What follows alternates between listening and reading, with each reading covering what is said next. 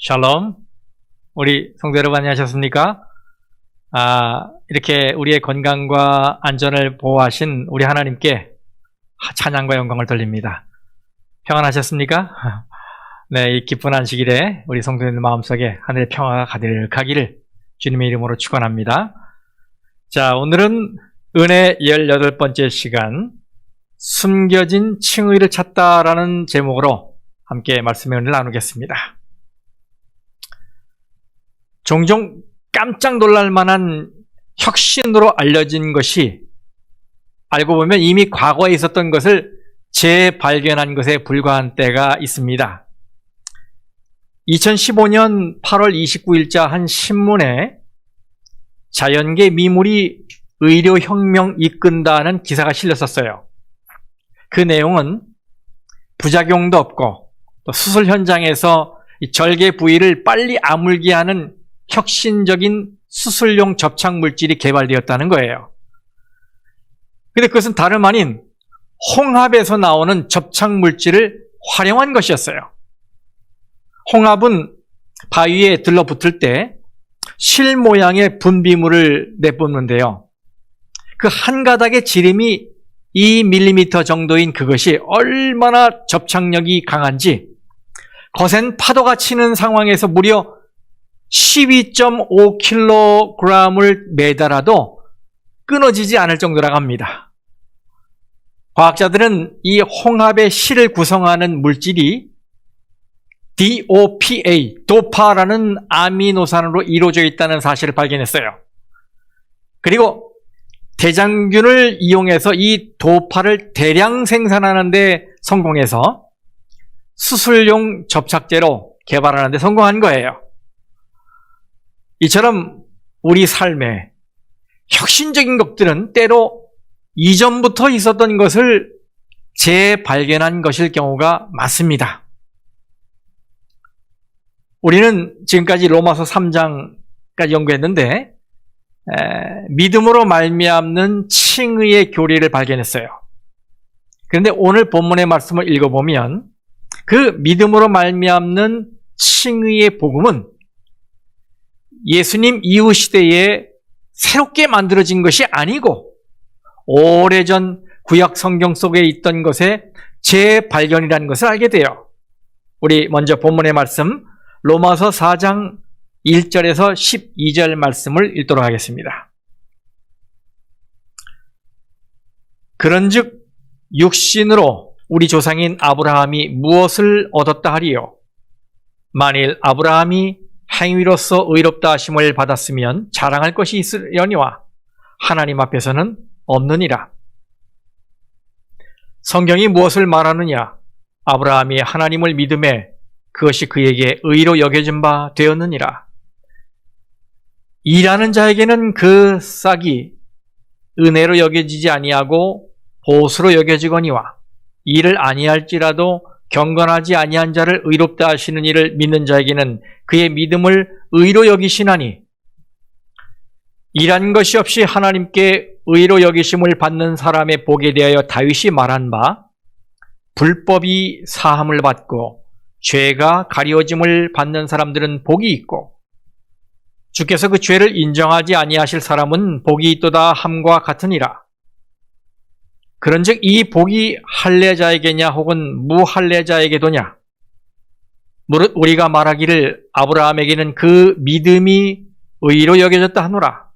그런즉 그것이 어떻게 여겨졌느냐? 할례시냐 무할례시냐? 할례시가 아니요 무할례시니라. 11절이요. 그가 할례의 표를 받은 것은 무할례시의 믿음으로 된 의를 인친 것이니 이는 할례자로서 믿는 모든 자의 조상이 되어 그들도 의로 여기심을 얻게 하려 하심이라. 또한 할례자의 조상이 되었나니 곧 할례 받을 자에게뿐 아니라 우리 조상 아브라함이 무할례시에 가졌던 믿음의 자취를 따르는 자들에게도 그러하니라. 아멘. 이 믿음으로 말미암는 의, 이 이신칭의의 교리에 대해 유대인들이 너무나 몰랐던 사실이 하나 있어요. 그것은 자기들의 선조들이 율법을 지켜서 구원받은 것이 아니라 믿음으로 구원받았다는 사실이에요. 바울은 이 사실을 증명하기 위해 그들이 그렇게 자랑스럽게 여기는 이 구약 성경의 두 인물을 예증으로 들고 있습니다. 그 인물들에 대한 연구에 앞서 이 로마서 4장에 나오는 중요한 한 단어에 대해 좀 제가 살펴보기를 원합니다. 로마서 4장을 읽어보면 온통 여긴다는 말로 장식되어 있어요. 의로 여겨진 바 되었느니라, 또 의로 여기시나니, 이런 말들. 이 한 장에 여긴다는 말이 11번이나 등장합니다. 그러니까 우리를 의롭다 여기신다는 이 말씀이 이 4장 전체의 핵심이라고 할 수 있어요. 이 여긴다는 말은 헬라어의 로기조마이를 번역한 것인데요. 이 말은 본래 회계장부를 작성할 때 사용하던 어카운팅, 회계 용어예요. 그래서 영어 성경인 NIV, 새 국제역 성경에는 이것을 크레딧이라고 표현했어요. 제가 최근에 홈디포에서 물품을 구입한 후에 마음에 들지 않아서 다시 반품을 하게 됐어요. 그런데 직원이 그것을 현금으로 돌려주지 않고 매장 크레딧으로 돌려주더라고요. 다시 말하면 요만한 카드를 받았는데 그 값에 해당하는 것을 이 카드에 넣어 주어서 그것을 현금처럼 사용할 수 있게 한 거예요. 우리가 하나님을 믿으면 하나님은 우리의 믿음을 의로 계산해서 우리의 계정에 의를 크레딧으로 넣어주시는 거예요. 이해하시겠죠? 이렇게 우리의 믿음을 의로 간주해서 사용할 수 있게 하는 것, 이것이 바로 로기조마이의 의미예요. 또 여기 의로 여겨진다는 이 표현은 능동태, 수동태 중에서 수동태로 되어 있어요. 무슨 말입니까? 이 의는 우리 스스로 능동적으로 쟁취하는 것이 아니라 전적으로 하나님이 주시는 것을 받는 것일 뿐이라는 말이에요. 이런 은혜를 맛보았던 증인 두 명은 바로 아브라함과 다윗입니다. 이 두 사람은 이스라엘 역사에 두 개의 봉우리처럼 우뚝 솟아있는 분들이에요. 저는 이 시간에 먼저 다윗을 살펴보겠습니다. 여러분, 다윗이 누굽니까? 오늘날 이스라엘 민족을 상징하는 것은 다윗의 별입니다. 그는 이스라엘 백성의 어진 목자였어요. 또 그는 남과 북으로 분열되어 있던 민족을 하나로 연합시킨 위대한 지도자였습니다. 또 그는 위대한 시인이었죠. 백성들은 그의 시를 읽으면서 고난과 어둠의 터널을 승리하며 지날 수 있었어요. 시편에는 우리의 가슴을 뛰게 하고 우리의 상처를 치유하는 많은 시들이 다윗의 시라는 이름으로 기록되어 있습니다. 제가 왜 이런 이야기를 합니까? 이런 다윗이 하나님 앞에서 의롭다함을 얻는 것은 너무나도 당연한 일이라는 것을 말하기 위해서일까요? 아닙니다. 그 반대입니다. 이런 존경을 받아 마땅한 다윗도 그 행위와 업적을 가지고는 하나님 앞에 설 수 없었다는 것을 말씀드리기 위해서입니다. 로마서 4장 7절, 8절 말씀을 읽겠습니다.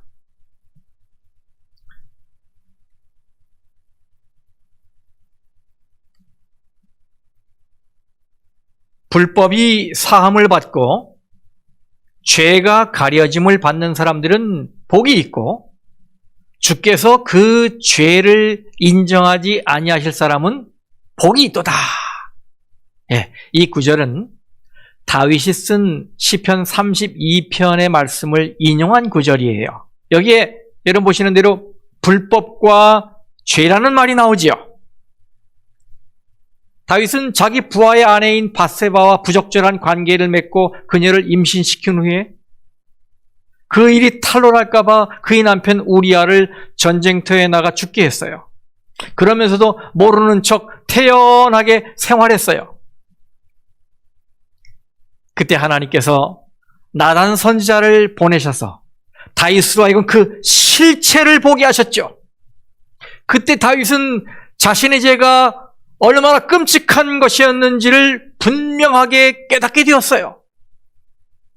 그 전까지 다윗은 이 자아의식이 대단했습니다.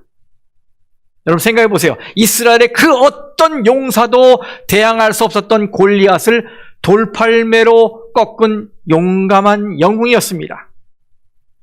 그는 자기를 죽이기 위해 쫓아다니는 사울을 2번이나 살려준 정말 통 큰 남자였어요. 이것이 다윗의 자아의식이었습니다. 그런데 하나님께서 그의 실체를 완전히 폭로하신 거예요. 그의 껍데기를 확 벗겨놓으니까 정말 더러운 냄새가 나는 죄인이 나온 거예요. 그런데 더 비참한 것은 이 다윗이 그런 자신을 구원할 힘이 자신에게 없다는 것이었어요. 그래서 그는 시편 32편에서 온종일 끊임없는 신음으로 이 뼈가 녹아내리는 고뇌를 겪으며 자기가 밤낮 가위가 눌려 괴로워했다고 고백하고 있어요. 네, 여러분, 그는 그 상황을 돌이킬 힘이 없었습니다. 임신한 밧세바를 원래 상태로 돌려놓을 방법이 없었고 이미 죽은 우리아를 다시 살려놓을 방법이 없었어요. 모든 것이 엎질러진 물이었어요. 그러니 어떻게 해야 하는 것입니까? 그때 다윗은 문득 떠오르는 진리가 있었어요. 그것은 자기는 할 것이 하나도 없으니 이제는 하나님이 나서셔서 자기의 죄를 덮어주시기만 하면 자기가 평안을 다시 찾을 수 있겠다는 것이었어요. 이것이 시편 32편의 이야기입니다. 여기 로마서 4장 7절 말씀. 죄가 가려짐을 받는 사람들은 복이 있고, 여러분 여기서 가려짐이라고 번역된 단어는 헬라어로 에피칼립토라고 그래요.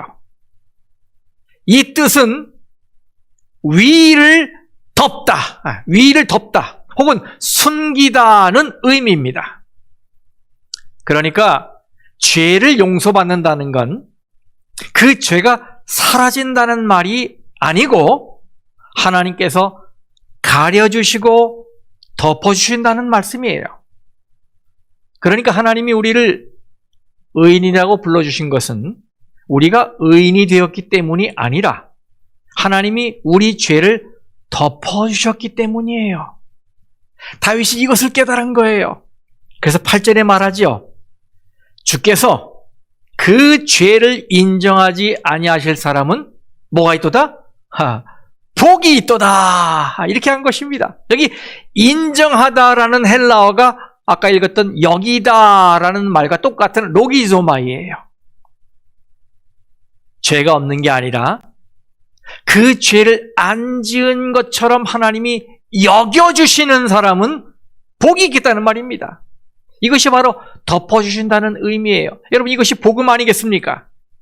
우리는 계속해서 죄를 쏟아내고 자신의 영광과 욕심을 쫓으며 살고 있는데 하나님은 끝없는 사랑으로 계속 우리의 발을 씻겨주고 계시는 거예요. 계속해서 당신의 피로 우리의 죄를 덮어주시는 거예요.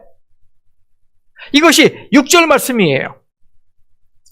일한 것이 없이 하나님께 의로 여기심을 받는 사람의 복에 대하여 다윗이 말한 바. 여러분, 일한 것이 없다고 했어요. 그래서 이 회계장부에 수입란에 기록할 것이 전혀 없는 거예요. 그런데도 하나님께서 의를 기입해 주시는 것입니다. 우리가 한 일이 없는데 하나님이 만들어서 의롭다고 여겨주셔요. 그것을 바울은 복이라고 표현했어요. 복. 일한 것이 없이 하나님께 거저받는 것. 이것을 개역 한글 성경에서는 행복이라고 번역했습니다. 행복. 한 것이 없는데 죄를 용서받고 죄가 가려진 자는 행복한 자예요. 예. 그게 우리가 추구해야 할 진짜 행복입니다, 여러분. 우리가 피땀 흘려 쟁취한 복이 아니라 순전히 위에서 아래로 내려온 은총의 복. 여러분, 우리가 만들어낸 것들은 가끔 우리에게 짜릿한 혹은 반짝 행복을 주기는 합니다. 하지만 우리를 영원히 웃게 하지는 못하지요. 자녀, 돈, 새집, 차, 결혼, 직장, 인기, 명예. 여러분, 내가 쟁취한 것들에서 오는 행복은 행복인 것처럼 보이는 모조품에 지나지 않습니다. 그러니 이런 것들로 행복하겠다고 애를 쓰는 건 다 소용없는 일이에요. 깨달으시기 바랍니다, 여러분. 우리는 죄가 용서되고 가려지고 하나님에게서 의롭다 여겨지는 걸 진짜 행복으로 알고 그것을 추구하며 살아야 합니다. 그런 진짜 행복을 전하는 소식을 우리는 복음이라고 부르는 거예요.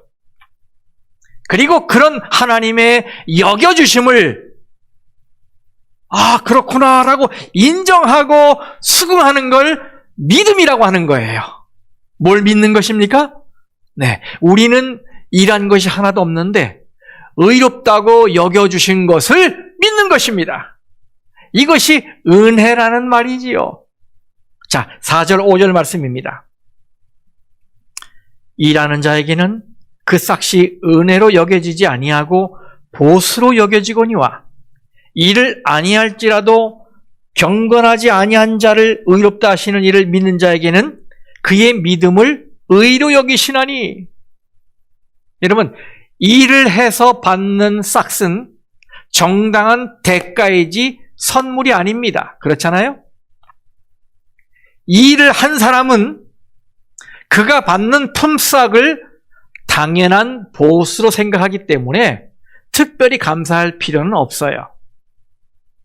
그러니까 마태복음 25장을 읽어보면 나중에 심판대 앞에서 이 왼편에 서 있는 염소들이 이렇게 말하죠. 내가 언제 안 했습니까? 내가 언제 안 했습니까? 자기들은 일을 했는데 왜 상을 안 주느냐 이 말이에요.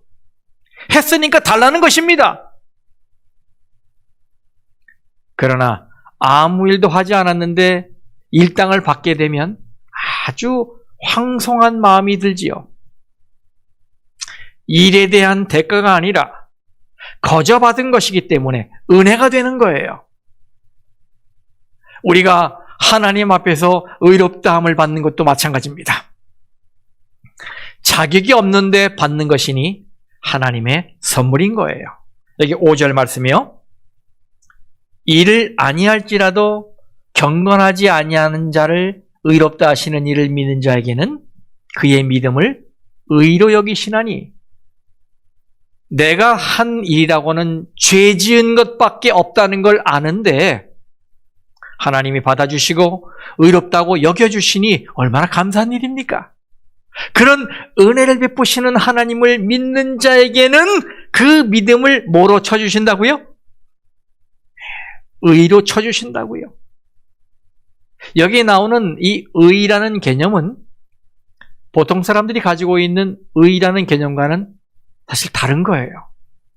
보통 사람들은 의라고 하면 헬라 철학자들의 영향을 받아서인지 영어로 virtue, 미덕 정도로 생각을 해요. 그래서 의롭다고 하면 착하게 살고 또 정의롭게 산 것으로 이해를 해요. 하지만 성경에서 말하는 의의 개념은 그것이 아닙니다. 성경에서 말하는 의의 개념은 관계의 개념이에요. 관계. 하나님과 인간, 인간과 인간, 또 인간과 자연계. 이런 관계를 맺고 있는 두 존재가 그 관계가 요구하는 의무와 책임을 성실하게 수행하는 것. 그래서 원래 있어야 할 그 자리에서 그걸 성실하게 수행해내는 상태, 그것을 의라고 말하는 거예요. 그러니까 하나님과 인간 사이의 의는 무엇이겠습니까? 하나님 편에서는 창조주로서의 역할을 다 하시며 생명의 근원답게 인간에게 생명력을 계속 부어주시는 거예요. 그게 하나님 편에서의 일이에요. 그러면 피조물인 인간 편에서는 생명의 근원 되신 하나님이 주시는 그 생명력을 전적으로 의지하는 것, 그것이 바로 의인 거예요. 자기 있는 곳에서 자기 역할을 하는 것을 의라고 그러는 거예요. 관계적 측면에서. 그런데 그래야 될 인간이 하나님, 이제는 저도 할 수 있으니까 그만 참견해 주세요. 제가 알아서 다 할게요. 라고 말한다면 하나님께서 어이구 잘한다. 그래 이제는 홀로 서야지. 잘했어. 하시며 칭찬해 주십니까? 아닙니다. 이것은 하나님과 인간의 관계가 요구하는 의무와 책임을 벗어난 것이기 때문에 하나님은 이것을 의가 아니라 불의라고 하시는 거예요. 그러면 하나님은 우리가 어떻게 할 때 의라고 말씀하십니까? 우리가 하나님, 저는 일한 것이 하나도 없습니다. 능력도 없습니다. 저는 죄인 중에 괴수입니다. 저는 티끌에 불과합니다. 티끌이 무슨 선한 일을 할 수 있겠습니까? 그저 하나님만 의지하고 하나님만 바라봅니다. 이러면서 하나님께 자신을 드릴 때 하나님께서 우리를 향해 의롭다고 선언하시는 거예요. 이것이 바로 로마서 4장 4절 5절 말씀의 의미인 것입니다. 그런 의미에서 오늘 본문의 말씀은 율법 이후 시대의 대표로 다윗을 증인으로 부른 거예요. 그럼 여러분, 율법 이전 시대의 대표는 누구를 꼽았습니까? 네, 아브라함이죠. 이번에는 아브라함에 대해 살펴보겠습니다.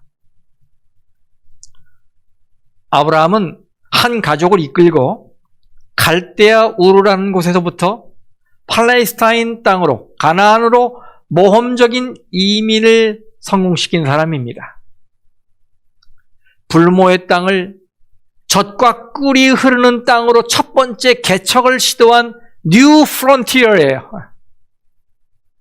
그는 아주 단순하고 직선적인 순종을 통해서 하나님으로부터 네 자손은 하늘의 별처럼 바닷가의 모래알처럼 많아질 것이다 라는 약속을 받았던 사람입니다. 또한 아브라함은 이 지상에서 가장 똑똑한 민족이라는 이 이스라엘 민족의 조상일 뿐만 아니라 그들과 숙명적인 라이벌 관계인 아람 민족의 조상이기도 해요. 동시에 전 세계에 흩어져 있는 그리스도인들의 믿음의 조상으로 추앙을 받고 있는 사람입니다. 그런데 바울이 이런 아브라함을 여기서 소개하는 이유는 무엇일까요? 아브라함이 이런 놀라운 이력과 타이틀의 소유자이기 때문에 그가 구원을 받고 의롭다함을 받은 것은 너무나 당연한 사실이라는 것을 증명하기 위해서일까요? 아닙니다. 정반대입니다. 그 모든 놀라운 타이틀과 화려한 삶에도 불구하고 자기의 행위로는 하나님 앞에서 의롭다함을 받지 못했다는 사실을 지적하기 위해서인 것입니다. 그러면서 유대인의 율법 이전 시대에 이 대표격인 훌륭한 이 아브라함이 자신의 행위로 의롭다함을 받을 수 없었다면 우리들 가운데 자신의 행위나 공적으로 하나님 앞에서 의롭다함을 받을 사람이 과연 있겠는가? 이것을 깨닫게 하기 위해서 아브라함을 들은 거예요. 먼저 본문의 말씀을 읽어보겠습니다. 이 본문의 말씀은 아브라함에 대해서 다소 아리송한 질문으로 시작을 해요. 1절 말씀입니다. 그런즉 육신으로 우리 조상인 아브라함이 무엇을 얻었다 하리요? 여러분 여기 육신이라는 표현이 애매해서 무엇을 의미하는지 잘 모르시겠죠? 육신. 하지만 2절에서는 이것을 행위라고 했어요. 2절을 보세요. 만일 하나님이 만일 아브라함이 행위로서 의롭다 하심을 얻었으면 잘하는 것이 있으려니와 하나님 앞에서는 없느니라. 네. 그러므로 1절에 나오는 이 육신으로라는 말은 사람이 기댈 수 있는 어떤 것, 곧 하나님 앞에서 의롭다함을 받기 위해서 들고 나가는 자랑거리를 의미한다고 볼 수 있어요. 말하자면 선행이에요, 선행. 아브라함이 육신으로 얻어낸 게 뭐가 있느냐? 사실 아브라함이 괜찮은 사람이라 의롭게 된 것이 아니지요. 그 근거가 3절에 나타나 있죠. 성경이 무엇을 말하느냐? 아브라함이 하나님을 믿음에 그것이 그에게 의로 여겨진 바 되었느니라. 우리가 창세기 15장을 펴면 거기에 의미심장한 장면이 많이 나와요. 그것은 아브라함이 하나님의 부름을 받아서 가나안 땅에 들어왔을 때의 이야기입니다. 그가 가나안 땅에 들어온 지도 온 10년의 세월이 흘렀어요. 그런데 그에게는 혈육이 없었습니다. 그의 나이도 85세가 되었어요. 그런데도 자식이 생길 기미가 없자 그의 마음은 암담했습니다.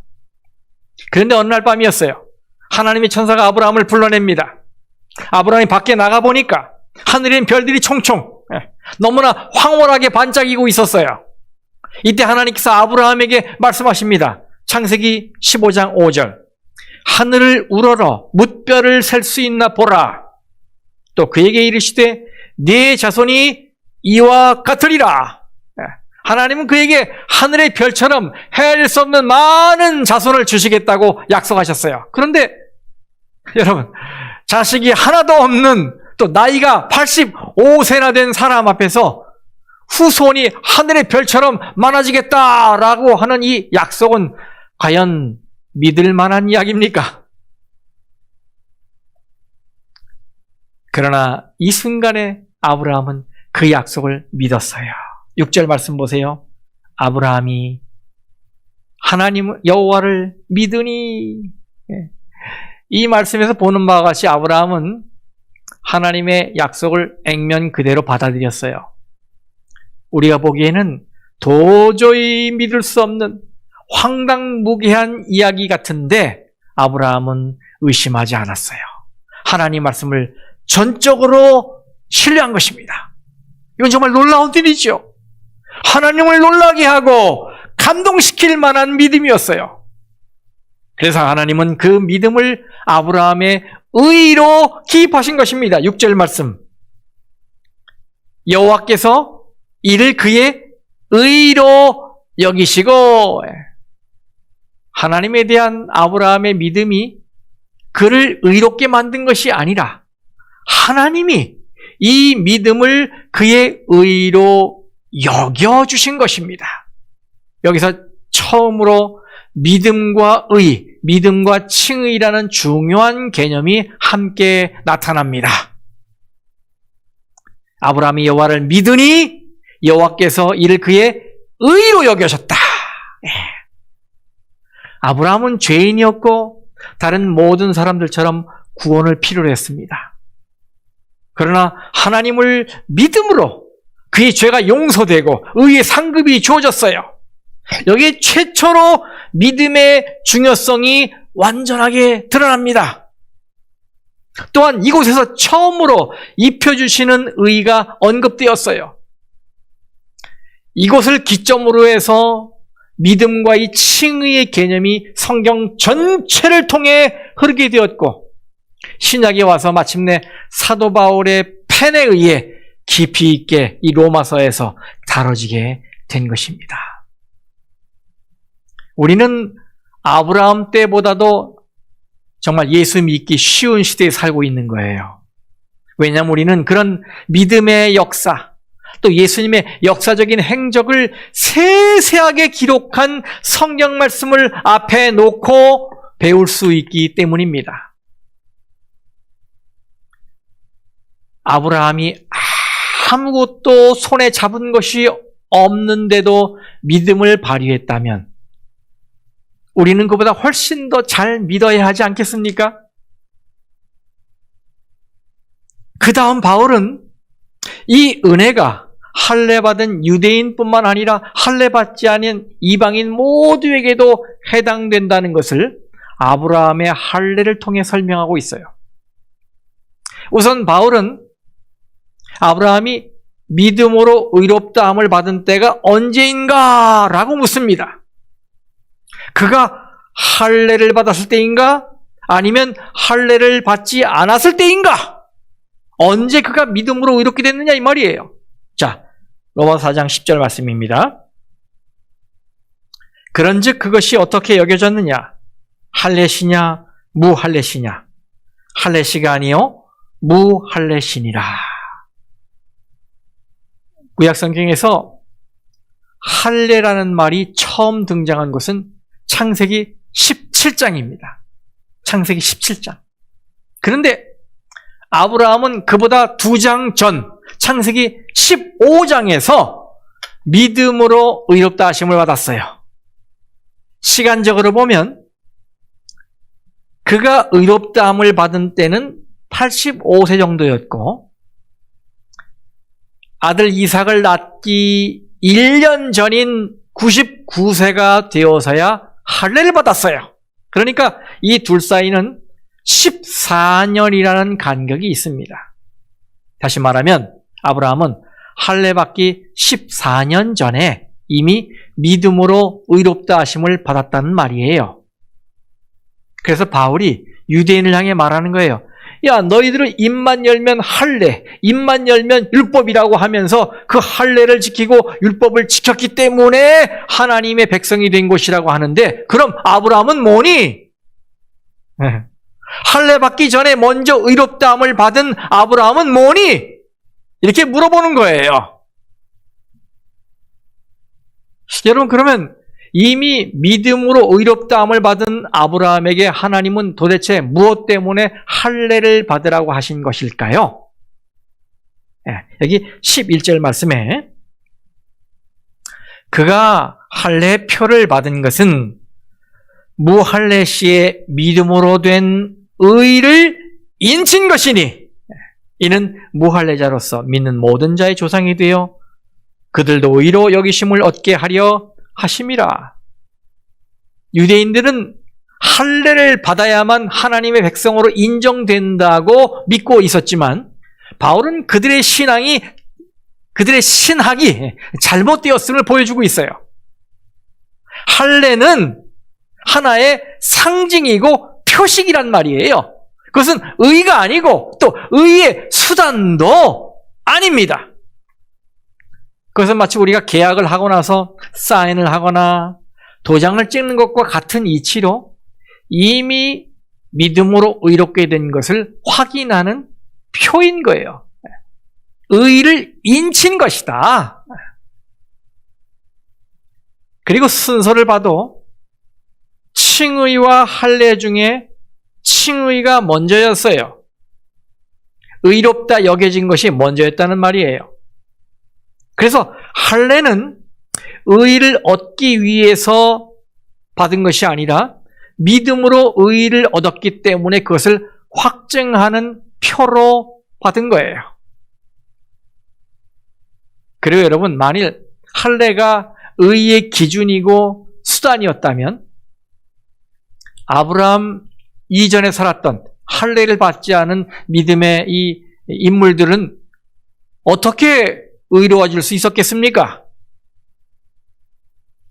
아벨, 에녹, 노아, 이런 믿음의 선조들은 하나님으로부터 의인이라는 칭호를 받았어요. 그럼 그들은 어떻게 의를 얻을 수 있었을까요? 네, 그 비결은 아브라함과 똑같이 믿음이었어요. 그래서 히브리서 11장을 보면 이 믿음장이라고 그러잖아요.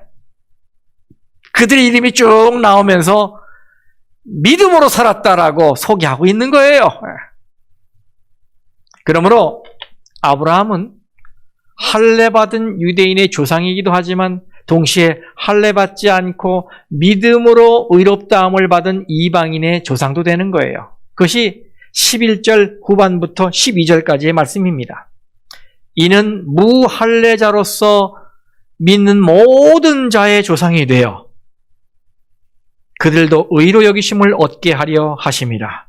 또한 할례자의 조상이 되었나니 곧 할례 받을 자에게뿐 아니라 우리 조상 아브라함이 무할례 시에 가졌던 믿음의 자취를 따르는 자들에게도 그러하니라. 결국 아브라함은 모든 믿는 자의 조상이 되는 것입니다. 그러므로 자기 조상 아브라함이 할례를 받아 의인이 되었다고 한 유대인의 생각은 틀린 것입니다. 그리고 자기들의 몸에 이 할례의 흔적이 있으니 자기들은 의로운 자고 구원받은 자라고 생각하며 다른 사람들 다 깔보는 이 생각도 크게 잘못된 것입니다. 바울은 다른 곳에서 이 점을 분명히 하고 있어요. 고린도전서 7장 19절 말씀입니다. 할례 받는 것도 아무것도 아니요 할례 받지 아니하는 것도 아무것도 아니로되 오직 하나님의 계명을 지킬 따름이라. 갈라디아 5장 6절 말씀. 그리스도 예수 안에서는 할례나 무할례나 뭐가 없으되 효력이 없으되 사랑으로서 역사하는 믿음뿐이니라. 그리스도 예수 안에서는 할례나 무할례나 아무 소용이 없다고요. 그죠? 오직 예수를 믿는 믿음이 중요하다. 이런 말씀입니다. 그런데 우리가 여기서 오해해서는 안 되는 점이 있어요. 여러분 기억하십시오. 바울이 행위를 말하고 할례를 말하고 율법 준수를 말했어요. 근데 그때 그가 문제 삼은 것이 뭐냐 이거예요. 그가 문제 삼은 것은 바로 이 행위, 할례, 율법 준수 이런 것들을 구원을 얻고 의를 얻는 수단으로 생각할 때인 것이지 행위나 할례나 율법 준수 그 자체를 문제 삼은 것이 아니란 사실이에요.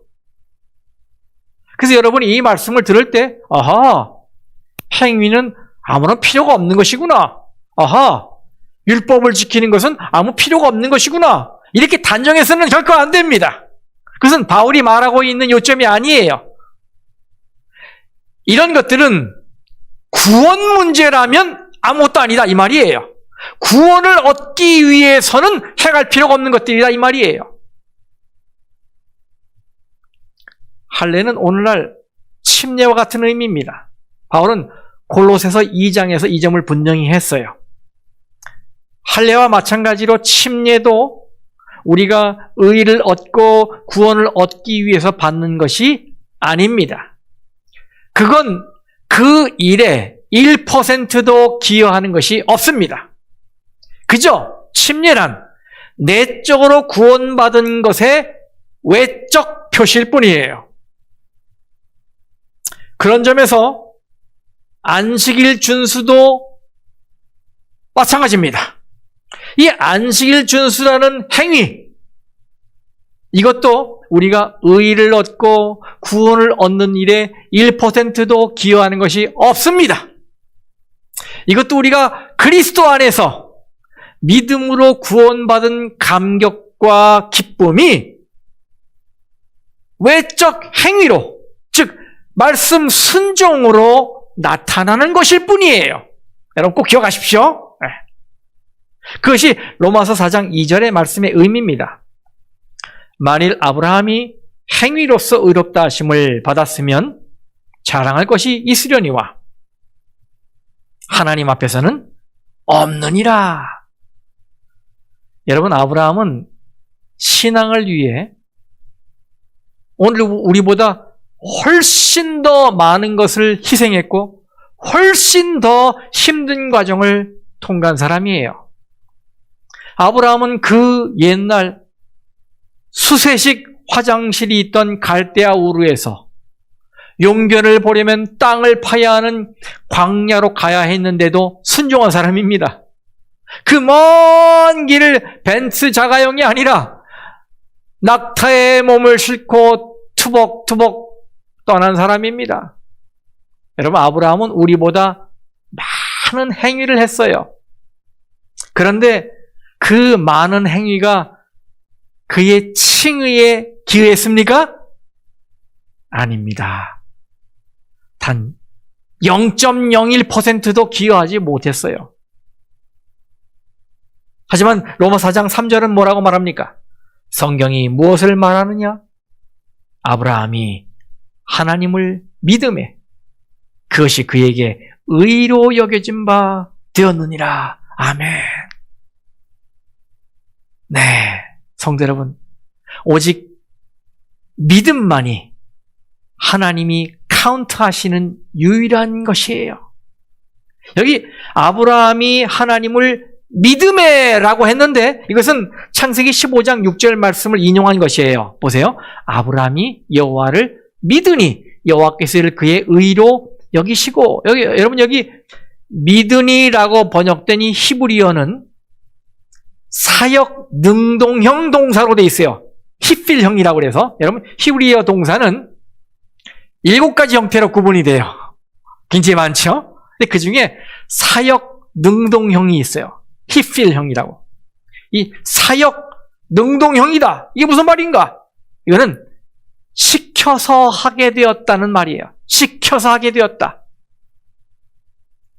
그러니까 여기에 이 믿으니라는 말씀은 아브라함이 자기 스스로 믿었다는 말이 아니라 하나님이 믿게 하셔서 믿게 된 것이라는 말씀이에요.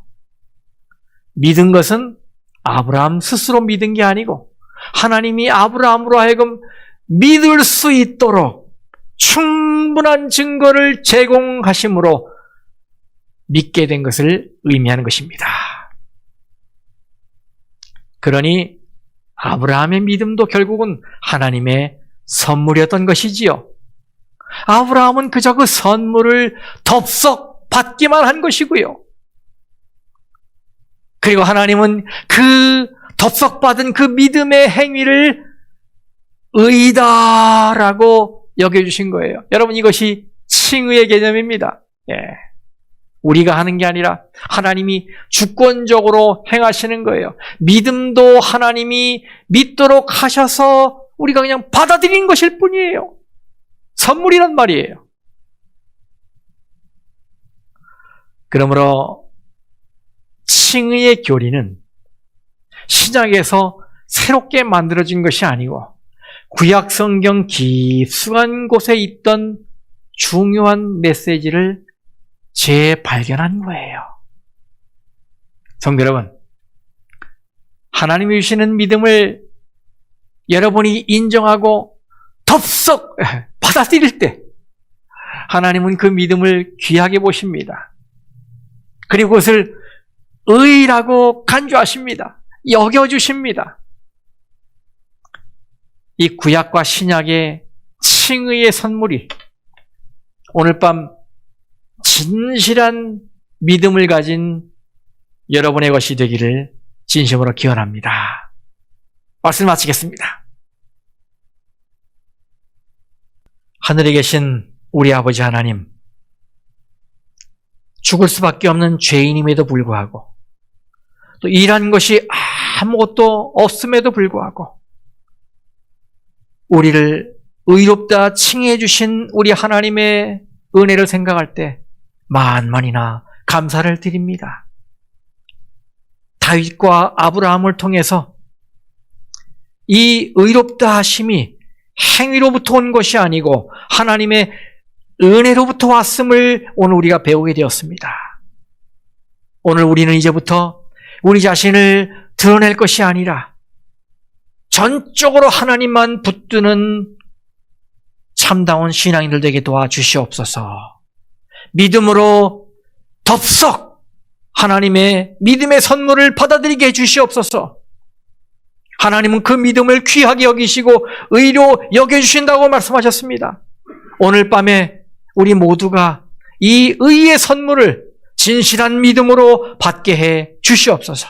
앞으로의 우리의 삶에도 하나님이 주권적으로 역사하셔서 그저 우리는 하나님의 인도하심을 믿고 따르고 감사히 여기며 살아가도록 도와주시옵소서. 이 밤에 우리 모두의 마음에 하늘의 평안을 주시길 바라고 하나님과 긴밀한 교제를 나누며 행복한 안식일을 보내게 해 주시옵소서. 예수님의 이름으로 간절히 기도합니다. 아멘.